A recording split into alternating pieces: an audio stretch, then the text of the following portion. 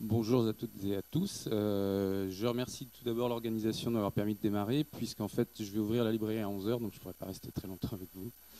Je suis donc François-Xavier Schmitt. En quelques secondes, je ne viens pas du milieu de la librairie, puisque j'étais pendant 10 ans DRH dans une grande société, avec un losange, pour ceux qui reconnaissent. Ensuite, j'ai créé ma propre librairie à Toulouse, en France, s'appelle L'Autre Rive, il y a de ça 7 ans.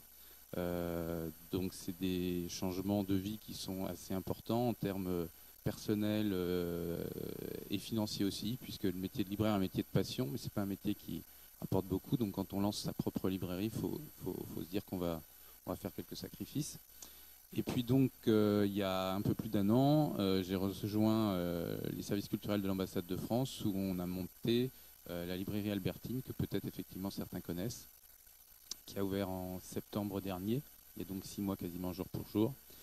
Donc je voulais avec vous rapidement essayer de faire un peu un panorama de la librairie aujourd'hui, de la librairie en général, la librairie française et puis la librairie sur New York. Les libraires, c'est des métiers qui existent depuis plusieurs siècles. C'est un métier qui est aujourd'hui un petit peu en difficulté pour plusieurs raisons. D'abord parce que le livre, qui aujourd'hui était un peu la seule source d'information pendant très longtemps, maintenant en concurrence avec tout un tas d'autres médias, d'autres supports, et ça c'est tant mieux. Et puis par l'arrivée également dans même le texte de supports différents comme le numérique, qui sont maintenant devenus un réflexe pour un certain nombre d'entre nous.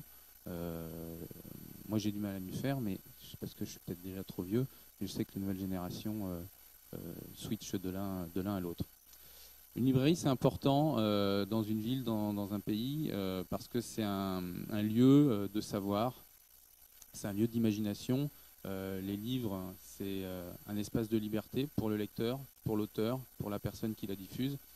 Et c'est clair qu'une société qui commence à refuser la libre circulation des livres, c'est arrivé dans l'histoire il n'y a pas si longtemps, mais c'est aussi encore en train d'arriver en ce moment. Si vous regardez les actualités, un des premiers trucs que font les dictateurs ou les régimes un petit peu durs, c'est de supprimer les livres. C'est qu'il doit bien y avoir une raison. Ce que je vous disais au début, le livre c'est un espace de liberté et quand on a envie de tordre le cou à la liberté, ben on s'attaque au livre. Alors, comment fonctionne une librairie aujourd'hui ? Je vais d'abord partir de l'exemple français, qui est un bon exemple parce que je pense que pour une fois, c'est peut-être le meilleur au monde. Il y a une trentaine d'années, il y a un ministre de la Culture qui s'appelait Jacques Lang qui a fait passer une loi avec l'aide des éditeurs français. Il a fait passer une loi qui s'appelle le prix unique du livre. Ça veut dire qu'en France, dans quelque commerce que ce soit, que vous ayez dans une grande surface, dans une grande librairie, dans une petite librairie, le prix du livre est le même. Alors ça a l'air de rien, mais c'est très très important. Pourquoi ? Parce que ça veut dire que les grandes sociétés, les grandes compagnies, qui dans d'autres pays peuvent casser les prix, ben en France on ne peut pas le faire.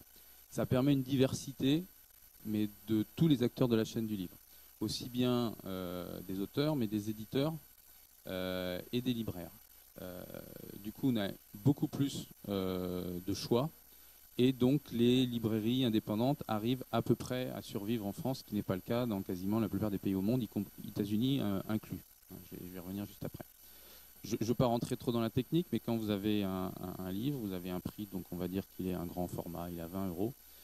Sur ces 20 euros, il va falloir que, évidemment, l'auteur récupère un petit peu, c'est évident. Il ne faut pas croire qu'il touche beaucoup, un auteur, il touche à peu près 10%. Les plus grands auteurs vont peut-être monter à 14-15% du prix de vente, mais ça peut descendre jusqu'à 7, 8 même pour les auteurs qui démarrent. Il faut que l'éditeur qui a pris des risques en publiant un livre puisse toucher un petit peu, donc l'éditeur également va récupérer quelque chose. Il va y avoir le distributeur, c'est celui qui fait la diffusion du livre, il va y avoir le transporteur, et enfin il va y avoir le libraire. Donc du coup les parts du gâteau sont assez faibles, mais en tout cas en ayant un prix unique du livre, cette économie qui est très fragile arrive à tenir. Ce qui fait qu'en France, vous avez le plus grand réseau de librairies indépendantes au monde. Vous allez à Paris, quand vous comparez Paris à New York, le ratio est peut-être de 1 à 10 quasiment. Vous avez au moins une cinquantaine de bonnes librairies à Paris. À New York, je vais venir juste après, c'est beaucoup plus difficile. Donc voilà, le système français, il a des défauts, mais en tout cas, il a une qualité, c'est qu'il respecte l'ensemble des acteurs de la chaîne du livre et il fait que c'est une économie qui, bon an, mal an, arrive à peu près à se maintenir. Là, il y a quelques jours, on a appris la fermeture de la Une, peut-être certains connaissent, à Paris, qui est une très très grande librairie, assez mythique. Pourquoi? Tout simplement parce que le loyer était devenu trop cher et c'est ce qui se passe dans beaucoup de centres-villes, de grandes villes dans le monde et à New York en particulier. Voilà.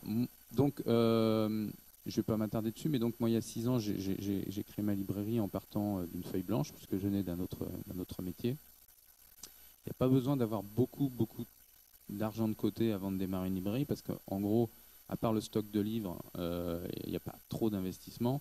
En revanche, il faut se dire que pendant 4 ou 5 ans, on ne va rien gagner, et même après, ça va être dur. Pour les raisons que je vous expliquais tout à l'heure, c'est que les acteurs sont nombreux dans la chaîne du livre et c'est vraiment un métier de passion. Donc moi j'étais ouvert 7 jours sur 7, j'ai travaillé 5 ans quasiment tous les jours de l'année. J'étais ouvert le dimanche matin, ce qui n'est pas très courant en France, mais je m'éclatais complètement et j'étais ravi. Arrive là-dessus le projet de la librairie Albertine. Alors très rapidement, l'environnement de New York, depuis quelques années, de nombreuses librairies indépendantes ont fermé. Pour les raisons que j'évoquais tout à l'heure, c'est-à-dire notamment les prix des loyers dans les centres-villes des villes américaines. Ça, c'est la première raison. L'arrivée également du numérique de manière beaucoup plus soudaine et violente qu'en France, puisqu'aujourd'hui, le numérique aux États-Unis représente plus de 25%, c'est-à-dire des gens qui lisent sur tablette du marché. En France, on n'est encore qu'à 1,5%. Alors en France, on est toujours un peu en retard et décalé par rapport aux États-Unis. Il semblerait que c'est plus profond que ça, c'est-à-dire que la courbe a du mal à démarrer. Aux États-Unis, c'est un fait avéré, donc c'est vrai qu'au départ, ça a eu quelques conséquences sur les librairies indépendantes. Et puis comme il n'y a pas de support, j'allais dire, de l'État et des collectivités pour supporter les librairies indépendantes, bah, ils ont commencé à fermer les unes après les autres. Alors que ce soit aussi bien des grandes chaînes, même les Barnes & Noble réduisent la voilure, que des grandes librairies qui étaient présentes depuis longtemps à New York. Il y a 6 mois, la librairie de Zoli vient de fermer. Et 6 ou 7 ans avant, et on va donc rejoindre Albertine, la librairie du Rockefeller Center, qui était la seule librairie qui proposait des livres en français à New York, a également fermé ses portes pour exactement les mêmes raisons, le prix du loyer étant devenu totalement délirant. Donc face à ça, les services culturels de l'ambassade de France se sont dit c'est quand même dommage qu'avec plus de 100 000 Français sur New York, plus un certain nombre de gens qui pratiquent la langue, il n'y ait plus d'offres de livres en français. Alors il y en avait bien quelques-uns chez Rizzoli justement, et puis à part ça, c'était très difficile de les avoir, en plus ils étaient très chers, donc la plupart des gens faisaient comme tout le monde, soit ils en venaient avec dans leur valise tout un tas de livres, soit ils commandaient sur des sites où c'était pas toujours donné non plus en termes de shipping.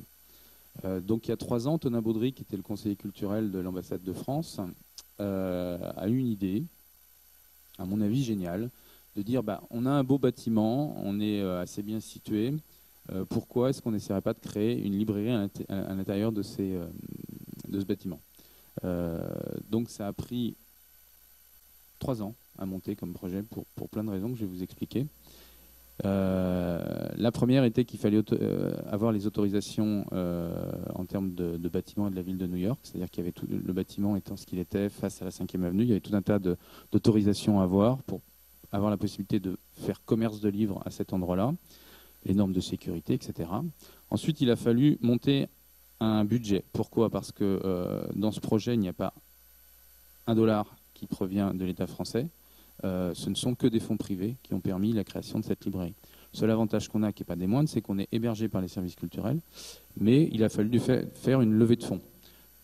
Chose qui est totalement invraisemblable quand on est en France, chose qui est totalement naturelle quand on vit aux États-Unis. Ça fait partie des différences culturelles entre les deux pays. Donc Antonin Baudry a pris son petit bâton de pèlerin, puis il a été voir un certain nombre d'investisseurs qui ont répondu assez favorablement à ses attentes, et on a réussi à réunir une petite somme intéressante pour pouvoir démarrer le projet. Ensuite, il a fallu choisir qu'est-ce qu'on voulait faire comme librairie. Alors il y a eu plusieurs consultations, certaines idées reprenaient quelque chose de très très moderne, avec très peu de livres, avec des écrans partout. Moi, je suis arrivé à ce moment-là, ça me paraissait un petit peu bizarre, c'était pas tellement mon univers. Et puis finalement, on a opté pour quelque chose, pour ceux qui sont déjà venus, que vous avez pu constater, en fait, de respecter énormément l'endroit, hein, qui est donc une vieille mansion du début du XXe, en recréant une ambiance de bibliothèque, un peu 19e, 18e, avec des canapés, des endroits où on peut profiter, où on peut s'asseoir, où on peut rester longtemps à travailler ou simplement à bouquiner. Et donc on a demandé à Jacques Garcia, qui est un grand décorateur français, de s'occuper du design de la librairie. Donc les travaux ont duré 6 mois. Ça a été assez délicat. Ça peut paraître long, 6 mois, mais en fait, 15 jours avant, c'était une catastrophe. Il n'y avait rien de fait.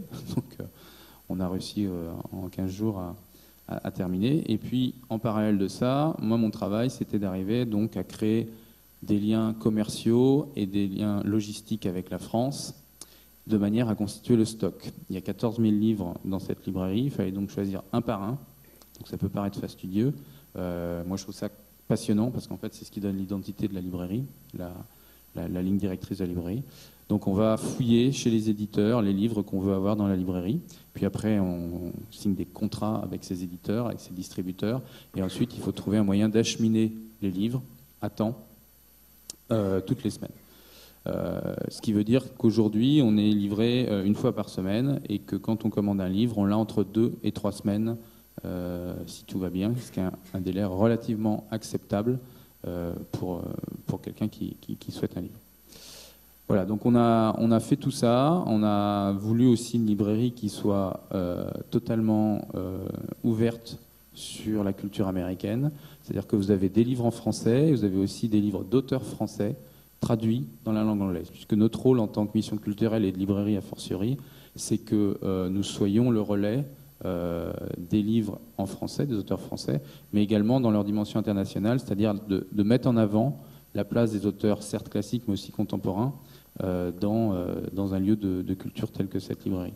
Donc ça veut dire qu'un auteur qui a été traduit il y a 6 mois en anglais, un bon auteur, je veux dire n'importe quoi, Emmanuel Carrère, ou je sais pas, Mélisse de Kerangal, le livre, on l'a tout de suite, et on le met bien en avant pour que les Américains découvrent qu'il y a aussi des écrivains contemporains français qui fonctionnent.